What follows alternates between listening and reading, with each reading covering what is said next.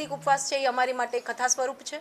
અમારી દરેક જિલ્લામાં, તાલુકામાં, ગામડે ગામડે બહેનો 21 બહેનો પ્રતિક ઉપવાસમાં બેસશે આ 18 દિવસ સુધી। અને અમારી બીજી જ્ઞાતિના જે અમારો મિત્ર વર્ગ છે, અને આમાં તો સર્વની અસ્મિતાનો સવાલ છે, માત્ર રાજપૂત સમાજની સ્ત્રીઓનો નથી।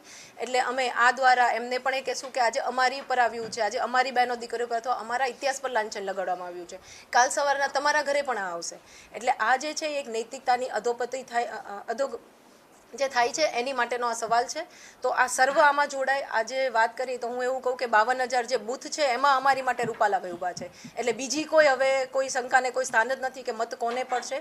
વિરોધ પક્ષમાં એક નિર્ણાયક મતદાન પડે એ માટે અમે બહેનો અને બહેનોનું 100% મતદાન થાય, ક્ષત્રિય બહેનો સહિત બીજી પણ ઘણા આપણા બહેનો હોય છે જે આ માટે મતદાન માટે જાગૃત નથી હોતા, તો મતદાન માટે જાગૃત થાય એની માટે હવે અમારી એક પહેલ હશે અને નિર્ણાયક મતદાન થાય। અને આખા ભારત વર્ષની સ્ત્રીઓનો આ અસ્મિતાનો સવાલ છે, કારણ કે કોઈ નેતા ભવિષ્યમાં પણ એટલે આમાં તો જ્યારે માફી માંગવાની વાત આવે ત્યારે મને એ પણ વિચાર આવ્યો કે 2 વાર માફી 3 વાર, એટલે હવે કદાચ એવો સવાલ ઊભો થઈ જાય કે કાલ સવારના કોઈ પણ નેતા માતા બહેનો પર ટિપ્પણી કરી જાય, અસ્તિત્વ પર લાંછન લગાડી જાય અને પછી 2 વાર માફી માંગી લઈને માફ કરી દેવાના નહીં। રાજપૂત સમાજ આ ક્યારેય સ્વીકારશે નહીં। એટલે અમારી લડાઈ આ સિદ્ધિ છે કે ભાઈ રૂપાલા સાહેબ હવે કોઈ જગ્યાએથી 26 સીટ છે એમાં અમે રૂપાલા સાહેબ દેખાય છે, અને અમે છેલ્લે ઘડી સુધી મતદાન સુધી અમે લડત આપશું।